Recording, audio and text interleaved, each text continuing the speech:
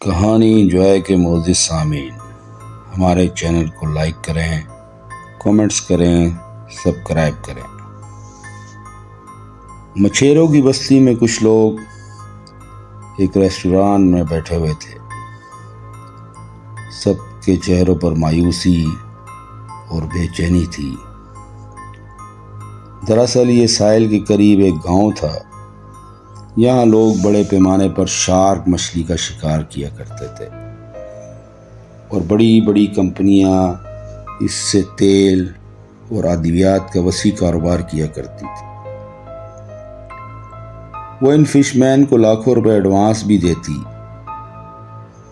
بار میں یہ گروپ تھا جو کافی مہینوں سے شکار پر جا رہا تھا، مگر کشتی کے ایندھن اور ضرورت کی چیزوں پر اتنا خرچہ ہو جاتا کہ واپسی میں انہیں شارک کے بچے ہی شکار کیے ہوئے ملتے۔ ولیم ان کا کپتان تھا اور یہ کافی مقروض ہو چکا تھا۔ اب فیصلہ کرنا کہ اس بار شکار لگے گا یا نہیں مشکل تھا۔ کمپنی اپنا پیسہ واپس مانگ رہی تھی۔ ولیم نے خاموشی توڑی، کہا دیکھو دوستو، میں اپنی کشتی پیش کرتا ہوں۔ اگر خالی ہاتھ لوٹے تو یہ بیچ کر کمپنی کا پیسہ واپس کر دیں گے۔ ان میں جان ایک خوبصورت نوجوان مچھیرا تھا۔ اس کے ساتھ وکٹر اور ڈکی بھی تھا اور ان کے دو ساتھی اور بھی تھے۔ جان کپتان کی بیوی سے بہت پہلے محبت کیا کرتا تھا، مگر وہ اپنے مالی حالات کی وجہ سے شادی نہ کر سکا۔ کپتان یہ سب باتیں جانتا تھا، مگر جان ابھی کم عمر تھا، اس لیے وہ پرانی کوئی بھی بات کاروبار میں نہ کرتا۔ یہ آخر کافی دیر بحث کرتے رہے، پھر طے یہ پایا کہ 2 دن بعد وہ ضروری سامان کے ساتھ سمندر میں ہوں گے۔ سب گھر چلے گئے۔ کپتان اکیلا بار میں رات گئے تک شراب پیتا رہا۔ وہ کچھ گہری سوچ میں ڈوبا تھا۔ اس کی بیوی حاملہ تھی اور اس کے اوپر اور بھی گھر کے خرچے تھے۔ اگر اس بار شکار نہ لگا تو شاید اسے اپنا مکان ہی بیچنا پڑ جائے۔ دوسرے لوگوں کا حال بھی کپتان سے مختلف نہ تھا۔ تقریباً سب مقروض تھے۔ 2 دن بعد سب تیار کشتی کی طرف روانہ تھے۔ ولیم اپنی بیوی کے گلے لگا اور اس سے جدا ہوا جیسے یہ اس کا آخری سفر ہو۔ دور کھڑے جان کی طرف ولیم کی بیوی نے دیکھا، جیسے وہ آنکھوں میں اسے الوداع کہہ رہی ہو۔ یہ سفر 2 ماہ کا تھا۔ کشتی میں تمام ضرورت کی چیزیں موجود تھی اور کشتی سمندر کی لہروں پر۔ موسم کافی خوشگوار تھا، مگر ان سب کے چہرے اترے ہوئے تھے۔ ہفتہ گزر چکا تھا، انہیں شکار بالکل بھی نہیں لگ رہا تھا۔ مایوسی ان کے چہروں پر بڑھتے بڑھتے اب چڑچڑاہٹ میں تبدیل ہو چکی تھی۔ وہ سب ایک دوسرے سے بات بات پر لڑ رہے تھے۔ ولیم ان کو شانت کرتا رہتا۔ اچانک جان اور کیری میں ہاتھا پائی ہو گئی۔ یہ رات کا وقت تھا، سمندر سکون میں تھا۔ جان نے کیری کے منہ پہ گھونسا دے مارا۔ وہ اسے منحوس کہہ رہا تھا، اس کی وجہ سے شکار نہیں لگ رہا۔ دراصل شارک کو کانٹا ڈالنے کی ذمہ داری کیری کی تھی۔ دوسرے دوستوں نے بیچ بچا کروایا اور انہیں صلح کروائی، مگر انہوں نے آپس میں صلح نہ کی۔ آخر تھک ہار کر سب نیچے ڈیک میں چلے گئے۔ جان اور کیری اوپر رہ گئے۔ کیری غصے میں ایک کانٹا ہاتھ میں پکڑے کچھ سوچ رہا تھا کہ اچانک وہ کانٹا اس کے ہاتھ میں دھنس گیا اور دوسرا سمندر میں کسی شارک نے پکڑ لیا۔ ایک لمحے میں کیری سمندر کی گہری لہروں میں گم ہو گیا۔ جان بھی غصے میں بھرا اس کی طرف پیٹھ کیے ہوئے تھا۔ اسے پتہ نہ چلا، اچانک اس نے کیری کو کچھ کہنے کے لیے اس کی طرف دیکھا تو وہ فلور پر تھا ہی نہیں۔ جان فوراً سمجھ گیا کہ وہ سمندر میں گر چکا ہے۔ موقع ضائع کیے بغیر جان نے سمندر میں چھلانگ لگا دی۔ رسی سمندر کی گہرائی میں جاتی ہوئی جان کی رہنمائی کر رہی تھی۔ جان آخر کیری تک پہنچ ہی گیا۔ وہ بے ہوش ہو چکا تھا۔ جان نے چاقو سے رسی کاٹ دی۔ یہ تو شکر ہے کہ کیری شارک کی خوراک نہ بنا، وہ بچ گیا۔ کشتی پر جب اسے ہوش آیا تو اسے بتایا گیا کہ جان نے اس کی جان بچائی۔ وہ جان کے پاس گیا، اس سے معافی مانگی اور گلے ملا۔ کشتی میں اس بات پر سب خوش ہو گئے کہ اچانک ڈکی نے شور مچا دیا، یہاں شکار بہت ہے۔ اب وہ سب اپنے اپنے اوزاروں سے دڑا دڑ شکار کرنے لگے۔ وہ جہاں بھی ہک مارتے بڑی بڑی شارک ہاتھ لگتی۔ سب شکار کرتے کرتے تھک گئے۔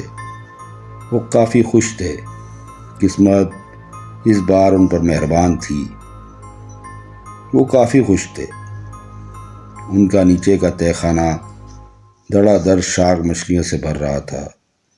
برف بنانے والی مشین بھی تیزی سے برف بنا رہی تھی۔ اچانک کپتان کو کیبن باکس میں ایک فیکس موصول ہوا۔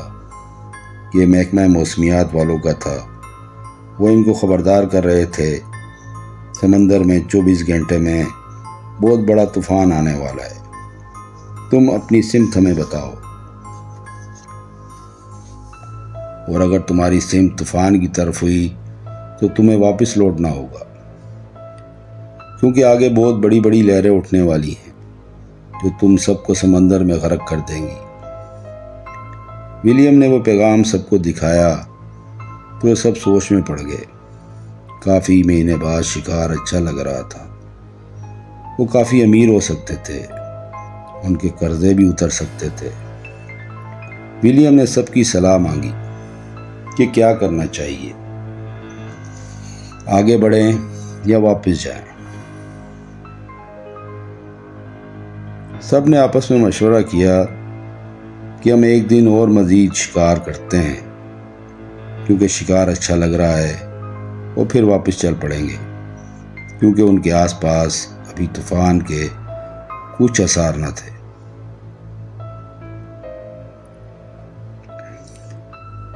ولیم سے مشورہ کر کے دوبارہ کپتان باکس میں واپس آ گیا، مگر جب وہ اندر داخل ہوا تو فیکس مشین پر ایک اور فیکس آیا ہوا تھا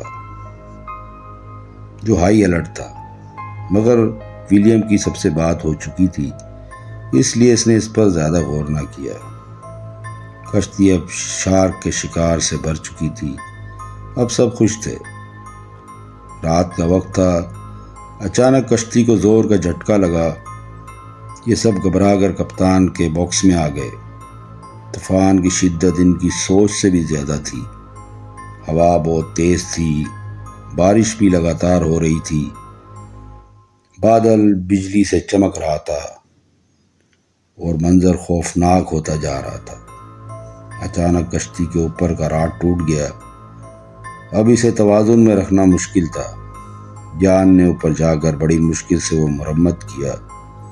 کشتی سمندر میں ایک لکڑی کے ٹکڑے کی مانند دائیں بائیں ہو رہی تھی۔ ولیم کا کنٹرول اس پر ختم ہوتا جا رہا تھا۔ لہریں خطرناک حد تک اونچی ہو گئی تھی۔ ایک بڑی لہر نے کشتی کو پلٹ دیا۔ اب ان کی موت قریب تھی، مگر قسمت اچھی، دوسری لہر نے کشتی کو واپس سیدھا کر دیا۔ ولیم اور اس کے ساتھی اب کافی پریشان تھے۔ وہ سب پانی میں بھیگے ہوئے تھے۔ کشتی کا سارا سامان سمندر کی نظر ہو چکا تھا۔ شکار کی ہوئی شارک نیچے تہہ خانے میں تھی۔ ایک تو ان کا وزن اور اوپر ان کو محفوظ کرنے کے لیے برف کا وزن کشتی کو تیز رفتاری میں رکاوٹ ڈالے جا رہا تھا۔ اچانک ڈکی زور سے چیخا کیونکہ سامنے ایک بہت بڑی لہر تھی۔ ولیم اس لہر کو دیکھ کے خوف سے کانپ اٹھا۔ اس نے سب سے کہا، حوصلہ رکھو، اگر ہم یہ لہر پار کر گئے تو بچ جائیں گے۔ اس نے انجن کو پورے زور سے لہر کی طرف بڑھنے لگا۔ یہ بہت اونچی لہر تھی۔ پورا زور لگاتے لگاتے کشتی لہر کے اوپری کنارے کو پار کر گئی۔ سب کے چہروں پر خوشی تھی جو فوراً کافور ہو گئی، کیونکہ سامنے سے آتی دوسری لہر اس سے کئی گنا بڑی تھی۔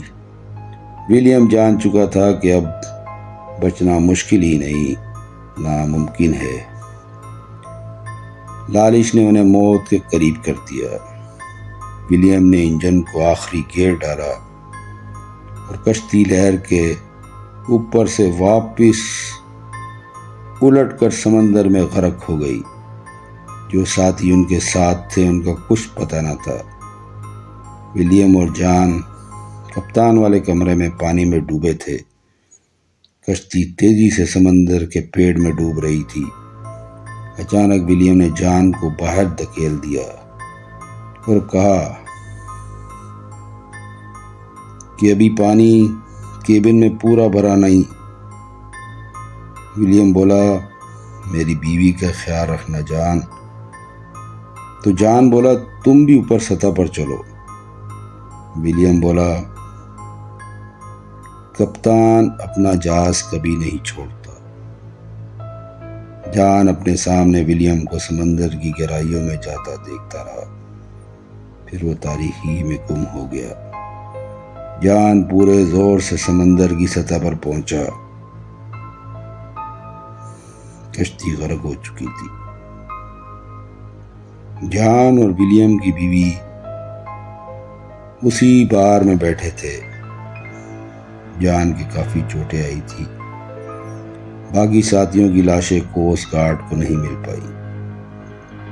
اچانک جان نے ولیم کی بیوی کے ہاتھ پر اپنا ہاتھ رکھ دیا اور ولیم کی آخری بات اس کی بیوی کو بتا دی۔ تو دوستو، یہ کہانی آپ کو کیسی لگی؟ اچھی لگے تو لائک کریں، کومنٹس کریں، سبسکرائب کریں۔ شکریہ۔